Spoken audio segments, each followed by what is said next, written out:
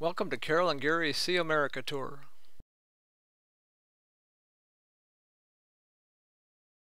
Now parked in San Antonio, Carol and I drove 60 miles north of San Antonio to Johnson City, Texas on April 1st, where we visited Lyndon and Lady Bird Johnson's ranch. Lyndon Johnson was vice president in 1963 when John F. Kennedy was shot in Dallas. This made Lyndon Johnson the 36th president of the United States. Carol and I drove around the paved perimeter of the ranch, seeing ancestors of cattle being raised on the Texas White House while Lyndon was president.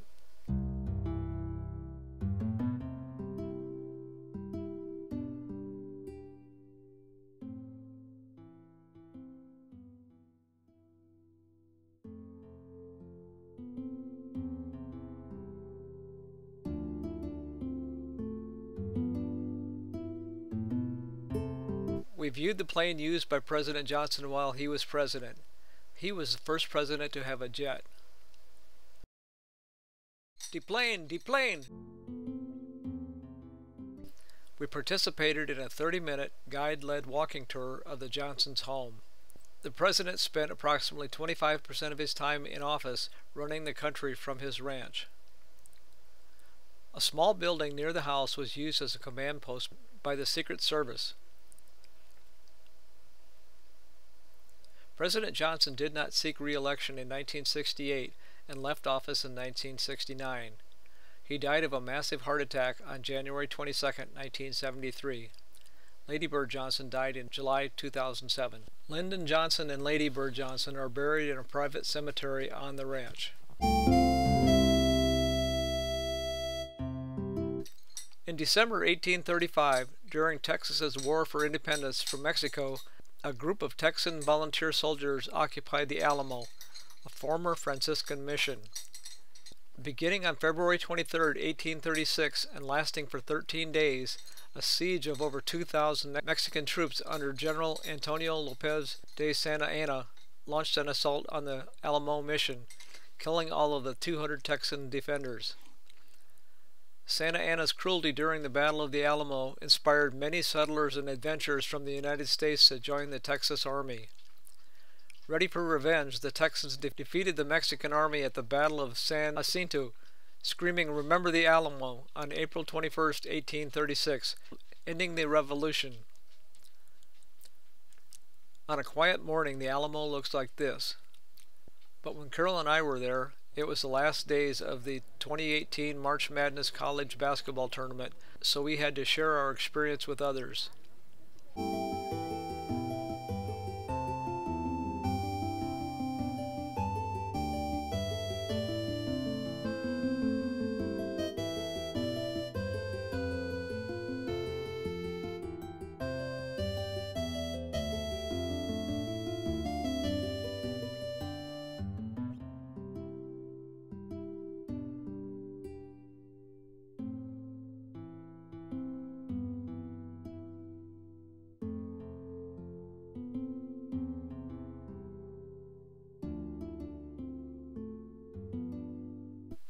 We did get to witness a demonstration of shooting a muzzle loader.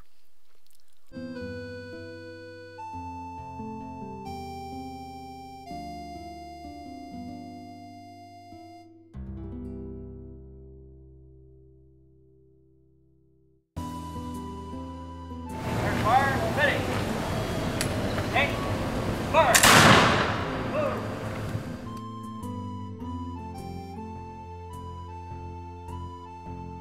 As lunchtime approached, Carol and I walked a short distance to the 750-foot tall Tower of the Americas rotating observation tower restaurant located within walking distance from the Alamo. The tower is 750 feet tall at the tip of the antenna. It's 550 feet to the restaurant. Here we go up the elevator.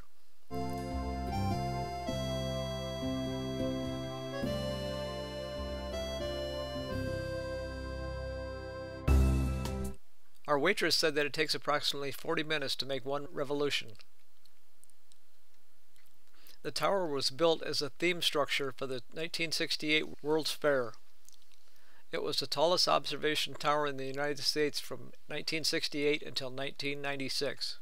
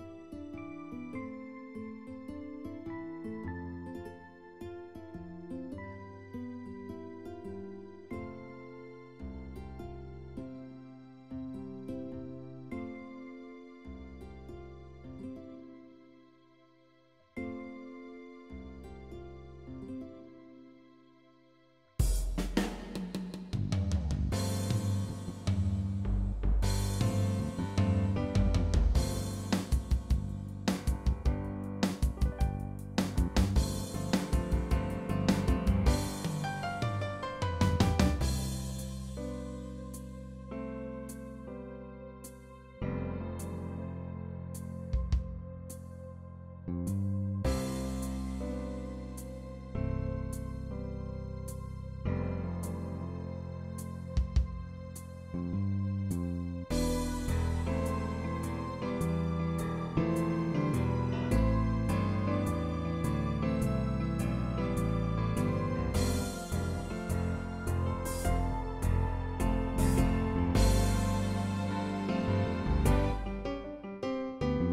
April 4th, Carol and I started the day with a trip to Mission San Jose, a few blocks from where we were staying. A mission in the early 1700s was an attempt to convert the local Indians into Catholic, tax-paying subjects of the King of Spain. The Indians' struggle for survival against European disease and raiding Apaches led them to the missions and to forfeit their culture. Everything changed: their diet, clothing, religion, culture, even their names. They were required to learn 2 languages, Latin and Spanish, as well as learn a new vocation. New roles and duties in the mission were very regimented. Everyone undertook religious instruction daily. Church bells called them to worship 3 times a day. Following sunrise mass, families returned to their quarters for breakfast. After breakfast, the men and boys worked in the fields as a tailor, carpenter, or blacksmith. Some also worked as masons, weavers, irrigation ditch builders, or in the lime kilns.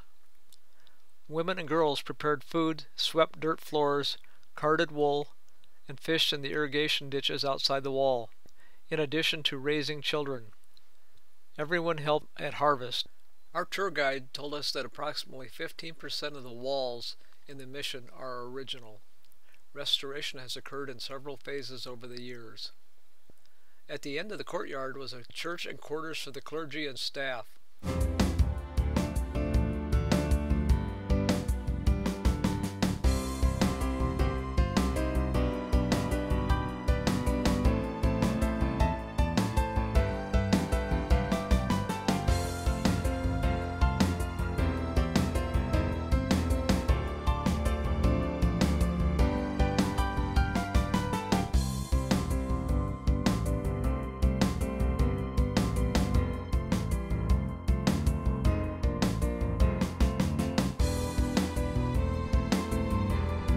This intricate window is called the rose window, but no one knows why.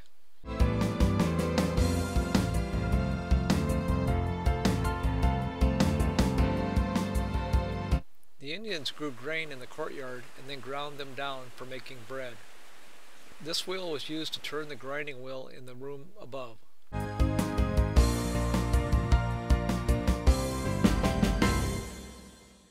In the afternoon on April 4th, Carol and I drove to downtown San Antonio to see the Texas Ranger Museum. The Texas Rangers began on August 5, 1823, when Steve Austin requested permission from the Mexican government to employ 10 volunteers to range over wide areas, protecting settlers from Indians on the territory of Texas. This was 20 years before Texas became a state. Summarizing the information that we read in the museum, the Rangers seem to have a colorful past with many stories of intimidation and ruthless, brutal behavior. Many Rangers were accused of taking part in summary executions, where if someone was accused of a crime, they were immediately killed without benefit of a trial. In 1933, after all Rangers were fired by the new governor for supporting her opponent in the election, a firm of consultants recommended merging the Rangers with the Texas Highway Patrol under a new agency called the Texas Department of Public Safety. This change went into effect in 1935 and has held up until the present day. Today, the historical importance and symbolism of the Texas Rangers is such that they are protected by statute from being disbanded. When the San Antonio de Valero mission was secularized in 1793, its farmland was divided into equal tracts for the 14 Indian families in the vicinity. Between 1853 and 1859, streets were laid out, including King William Street, which is said to have been named in honor of Wilhelm I, King of Prussia. Over the next several decades, the King William area became the residential heart of the city's thriving German community. During the decades after the Civil War, many of the city's German business elite built houses there. The earliest surviving structures in the historic district from from the 1860s and 1870s are simple one-story buildings with thick masonry walls, shutters, and porches. Later structures featured various Victorian high styles. While walking through the King William district on April 5th, Carol and I saw a house for sale at 425 King William Street. Here is a picture of that house. I looked it up and found that it was built in 1892. It sits on 1/3 acre of land, has 6 bedrooms, 3.5 baths, and has 6,457 square feet. The asking price is $1.7 million. Here are some of the other houses that Carol and I looked at.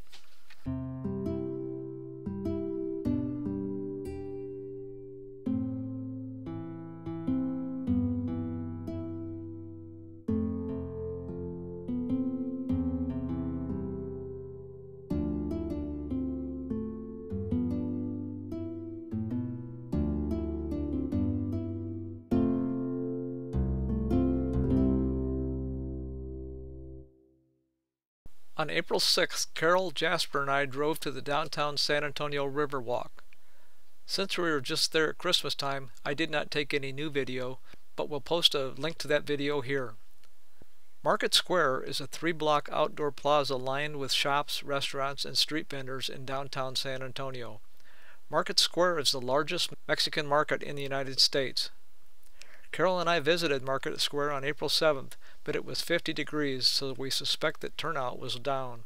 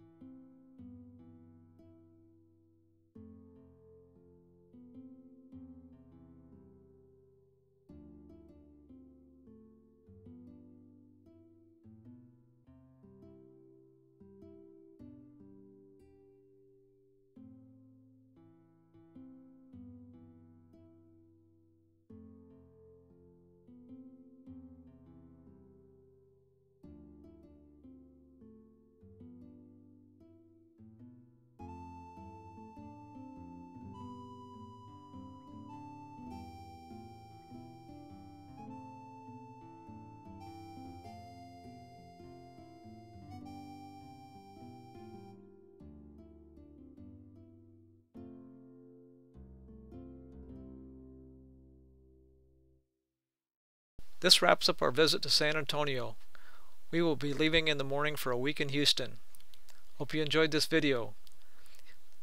If you haven't already subscribed to our channel, please do so to be notified of future videos.